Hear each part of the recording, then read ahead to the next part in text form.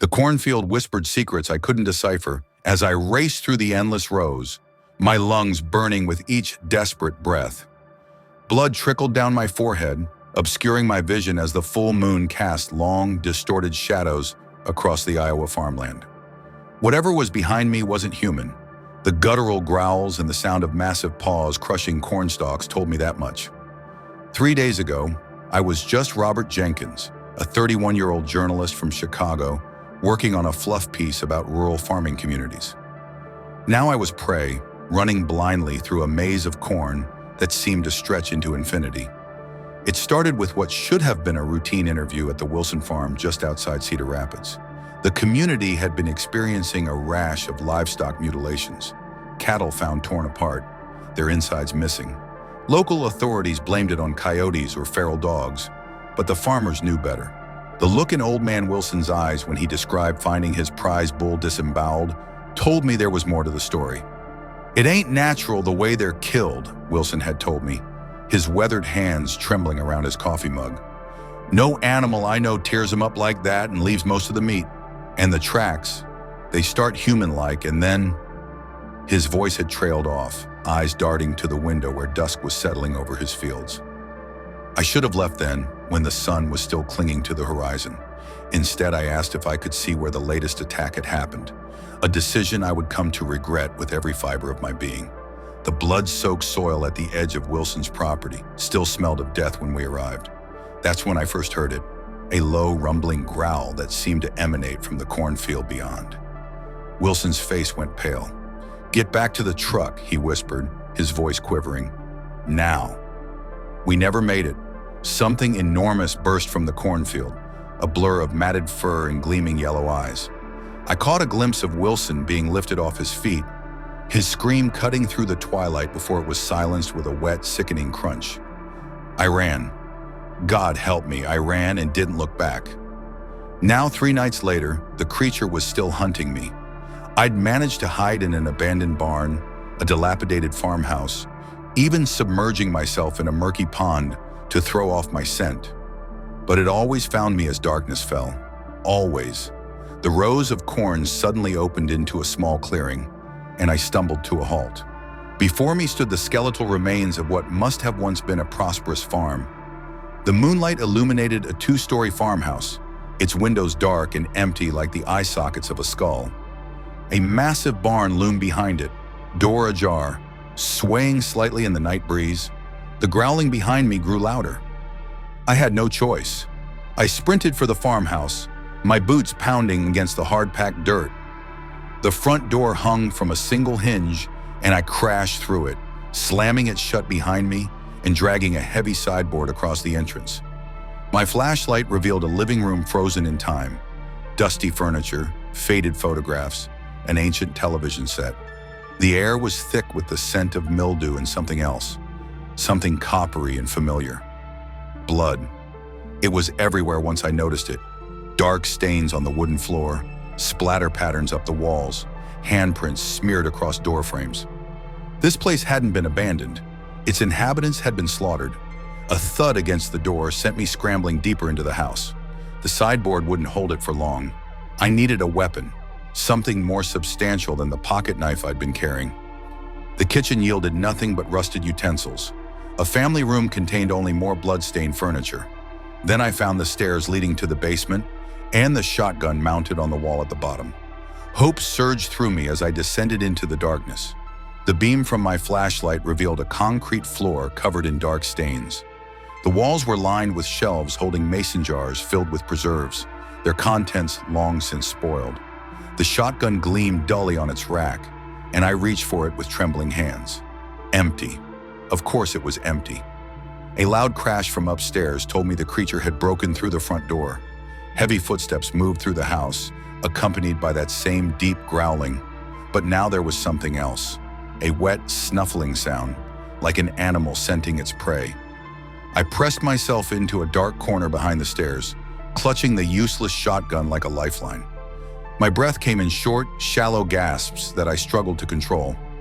Maybe if I stayed perfectly still? The basement door creaked open. A shaft of moonlight spilled down the staircase, followed by a massive shadow. The growling stopped, replaced by heavy, ragged breathing. Step by step, the creature descended. I saw it clearly for the first time as it reached the bottom of the stairs. It stood nearly 7 feet tall, its body a nightmarish amalgamation of man and wolf. Broad shoulders covered in dark, matted fur, tapered to a muscular torso.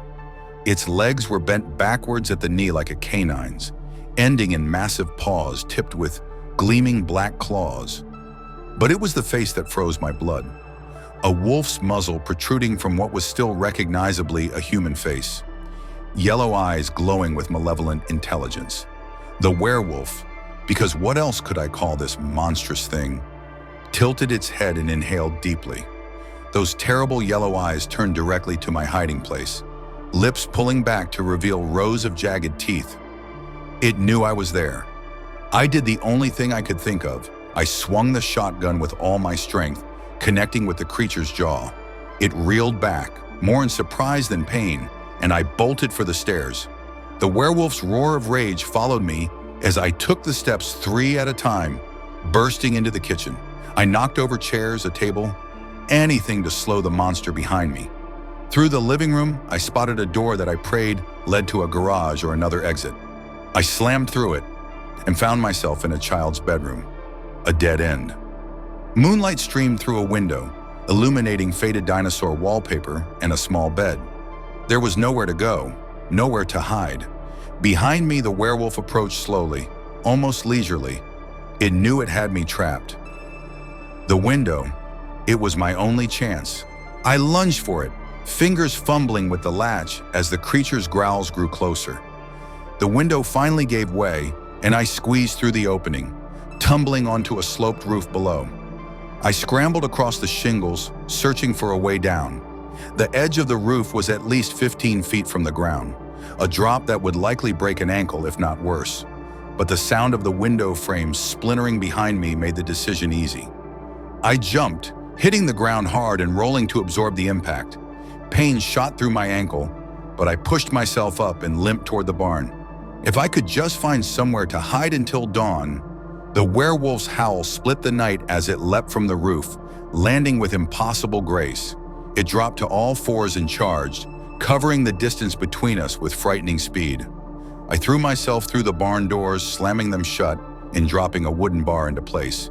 It wouldn't hold for long, but maybe long enough for me to find another way out. The interior of the barn was cavernous and dark, the air thick with the scent of old hay and motor oil. My flashlight revealed farm equipment, a tractor, plows, and various tools hanging from the walls. At the far end, a small door probably led to fields behind the property. I moved toward it, stepping carefully to avoid making noise. The barn doors exploded inward, wooden splinters flying across the space. The werewolf stood framed in the doorway, moonlight silhouetting its massive form. It raised its head and sniffed the air, then fixed those hellish eyes on me. I grabbed a pitchfork from the wall and held it out like a spear. The creature seemed to pause, perhaps evaluating this new threat. Then, terrifyingly, its muzzle pulled back in what could only be described as a grin. It stepped forward deliberately, forcing me back until I was pressed against the far wall of the barn. The pitchfork trembled in my hands. "Stay back," I stammered, knowing how futile the words were. The werewolf tilted its head, those yellow eyes studying me with an intelligence that was perhaps the most terrifying thing of all. Then it spoke, a guttural, distorted sound that was nonetheless recognizable as words. "You're different," it growled, the words mangled by a mouth not designed for human speech. "You don't smell like fear only." I was too shocked to respond. It could speak. The monster hunting me through the cornfields could speak. "The others just ran," it continued, moving closer until the pitchfork's tines nearly touched its chest. "You survived 3 nights. What do you want?" I finally managed, my voice barely above a whisper. The creature's massive chest expanded as it inhaled deeply. "To hunt, to feed." It paused, those terrible eyes never leaving mine. "But you are not prey anymore." Hope flared in my chest. Was it letting me go? "You are worthy," the werewolf growled, and then its massive paw shot out, knocking the pitchfork from my hands. Before I could react, it seized my throat, lifting me until my feet dangled above the ground. Worthy to become. Understanding dawned with horrifying clarity. Not release, transformation. The creature didn't want to kill me. It wanted to make me like it. I struggled wildly, kicking and clawing at the massive arm that held me. The werewolf watched with what seemed like amusement, then lowered me until my feet touched the ground. Its grip loosened slightly, allowing me to breathe. "You cannot escape fate," it growled. "When moon rises, tomorrow you will change, or die trying." With shocking speed, it slashed at my chest. Pain blazed across my torso as claws tore through my shirt and into flesh. The werewolf released me, and I collapsed to the ground, pressing my hands against the burning wounds. "The pack needs new blood," it said, backing away toward the shattered barn doors. "If you live, find us. North, deep woods." It gestured vaguely with a massive paw. "We will be waiting." With that, the creature turned and loped out into the night, leaving me bleeding on the barn floor. I don't know how long I lay there, drifting in and out of consciousness as blood seeped between my fingers. When awareness finally returned fully, gray dawn light was filtering through the broken barn doors. The werewolf was gone, but the pain in my chest remained, a burning, pulsing agony that seemed to be spreading through my veins like poison. I managed to tear strips from my shirt to bind the wounds, then staggered to my feet. The world swam around me, and I had to lean against the wall to remain standing.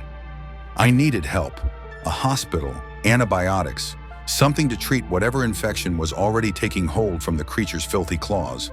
But how could I explain these wounds? Who would believe my story? I limped out of the barn into the early morning light. The farmhouse looked even more decrepit in daylight, its peeling paint and broken windows telling a story of long abandonment. The cornfields stretched out in every direction, a golden ocean rustling in the gentle breeze. My rental car was miles away, back at the Wilson farm where this nightmare had begun. I had no phone, no weapon, nothing but the clothes on my back and the burn of werewolf claws across my chest. "North," the creature had said. The pack was waiting in the woods to the north. That meant I needed to go south, find civilization, find help. I oriented myself by the rising sun and began walking, each step sending fresh waves of pain through my body. The wounds didn't look right. The edges were black, and dark lines were beginning to spread outward like tendrils. Infection, certainly, but something else too. Something worse. The werewolf's words echoed in my mind. "When moon rises tomorrow, you will change, or die trying." I was infected, contaminated, turning into one of them. I refused to believe it. Werewolves weren't real. They couldn't be real. The thing that attacked me was, what? A mutant wolf? A man with some kind of disease that made him think he was a wolf? There had to be a rational explanation, something that made more sense than the legendary curse of the werewolf. But deep down I knew. I had seen it with my own eyes, heard it speak with my own ears, felt its claws tear into my flesh. I walked for hours, the sun climbing higher in the sky. The cornfields eventually gave way to a dirt road, which I followed with growing hope. The wounds on my chest throbbed with each heartbeat, and my skin felt hot to the touch. Fever was setting in. Around midday, I spotted a gas station in the distance. The sight gave me a surge of energy, and I quickened my pace despite the pain. As I drew closer, I could see it was an old-fashioned place, a single building with 2 pumps out front, the kind of family-owned operation that was becoming increasingly rare. A bell jingled as I pushed through the door. An elderly man looked up from behind the counter, his expression shifting from welcome to concern as he took in my appearance. "Good Lord, son, what happened to you?" he asked, coming around the counter. "Accident," I managed, my voice hoarse from thirst. "Need help." "Sit down before you fall down," the man said, guiding me to a chair near a small table. "Martha," he called toward a back room, "bring the first aid kit and some water." An older woman emerged, gasping when she saw me. She hurried over with a bottle of water, which I drank greedily.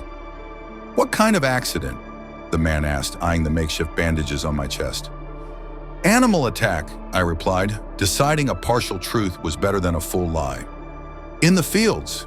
Big dog or something." The couple exchanged a look that sent a chill down my spine. "Where exactly were you?" the woman, Martha, asked as she began to clean my wounds with antiseptic wipes. I described the abandoned farmhouse and barn as best I could. Their expressions grew even more troubled. "The old Craven place," the man said quietly. "Nobody's lived there for 20 years. Not since..." "Not since what?" I prompted when he trailed off. Martha pressed her lips together. "There was a family killed there. The Cravens. Husband, wife, 2 children. Official reports said it was a home invasion, but..." She shook her head. "The bodies were torn apart. No human could have done that. Every few years something happens around here," the man continued. "Livestock killed, sometimes people gone missing. Always during the full moon." He looked pointedly at my chest. "And it always starts the same way." The implications of his words hung in the air between us. They knew. Maybe not the full truth, but they knew something prowled these fields when the moon was full. "I need to get to a hospital," I said, changing the subject. "My car it's not working. Can you call me a taxi? Or an ambulance?" "Nearest hospital is 40 miles away in Cedar Rapids," the man said. "I can drive you there, but..." He hesitated, glancing at the wounds Martha was cleaning. "Those don't look like ordinary cuts." I followed his gaze. The slashes were deep, the edges black and necrotic. The skin around them was hot and swollen, with dark lines spreading outward along my veins. No ordinary infection could progress this rapidly. "I just need antibiotics," I insisted, though I knew it was far worse than that. "Please," the old man nodded, though doubt lingered in his eyes. "I'll get the truck ready." As he left, Martha continued cleaning my wounds. Her hands were gentle but firm, practiced in the art of tending injuries. "You've seen this before, haven't you?" I asked quietly. She didn't answer immediately, focusing on applying fresh bandages. "My brother," she finally said. "Back in '85. He was working late in the fields during harvest. Came home all torn up, like you. Said something attacked him. Something big." "What happened to him?" Her eyes met mine, filled with a sorrow that seemed to reach back decades. "He changed. Got real sick the next day. Fever, chills, his whole body aching. By nightfall, he was different, violent, couldn't control himself." She secured the last bandage and sat back. "He ran off into the corn. They found what was left of him 3 days later." "What do you mean, what was left of him?" "Just pieces," she whispered, "like his body couldn't handle the change. Tore itself apart from the inside out." A cold dread settled in my stomach. Was that my fate? To either become a monster or die in agony as my body rejected the transformation? The bell over the door jingled again. Martha's husband returned, car keys in hand. "Truck's ready. We should get going if we want to reach Cedar Rapids before dark." Dark, when the moon would rise again. "Thank you," I said, standing on shaky legs. "I appreciate your help." The drive to Cedar Rapids was a blur of cornfields and small towns, punctuated by waves of pain that seemed to intensify as the day wore on. The old man, who introduced himself as Henry, kept glancing at me with increasing concern. My condition was deteriorating rapidly. Sweat soaked my clothes and my skin felt like it was on fire from the inside. "How are you holding up?" Henry asked as we passed a sign indicating Cedar Rapids was 15 miles ahead. "Been better," I managed through gritted teeth. Every bump in the road sent fresh agony through my body. "Need to ask you something. Important." Henry nodded, his weathered hands gripping the steering wheel tightly. "If I start to change," I said, choosing my words carefully, "you need to leave me. Drive away as fast as you can. Don't try to help." His eyes met mine briefly before returning to the road. "You think it's happening to you? What happened to Martha's brother?" It wasn't a question. "I don't know," I admitted, "but these aren't normal wounds, and the thing that attacked me, it wasn't a normal animal." Henry was silent for a long moment, the only sound the hum of the truck's engine and the rhythmic thump of tires on pavement. "There are stories," he finally said, Old stories that the first settlers brought with them from Europe, about men who transformed into beasts under the full moon. He shook his head. Most folks around here treat them as campfire tales, but some of us know better. We've seen the aftermath. Do the stories say anything about a cure? I asked, hope flickering despite my skepticism. Some do. Silver bullets to kill the beast, wolfsbane to ward them off. He shrugged. But I don't know what's true and what's just stories anymore. The sun was low on the horizon now, the sky turning a deep orange. We were on the outskirts of Cedar Rapids, civilization appearing in the form of warehouses and industrial buildings.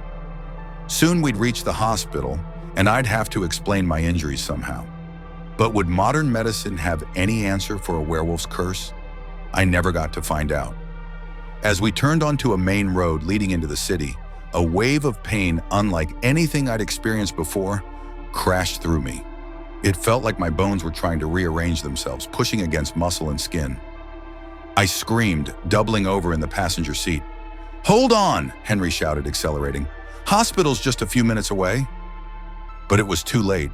I could feel the change beginning. Not just pain now, but a terrible shifting sensation deep within my body. My vision blurred, then sharpened to an impossible degree. Sounds became overwhelming. The engine, Henry's heartbeat, the rush of air past the truck, and the smells. I could suddenly detect every scent in the vehicle, from the old leather seats to Henry's aftershave, to the fierce sweat now pouring from him. "Pull over!" I gasped, feeling my teeth lengthening in my mouth. "Now!" Henry glanced at me, horror dawning on his face as he saw whatever was happening to me. He swerved to the shoulder of the road and slammed on the brakes.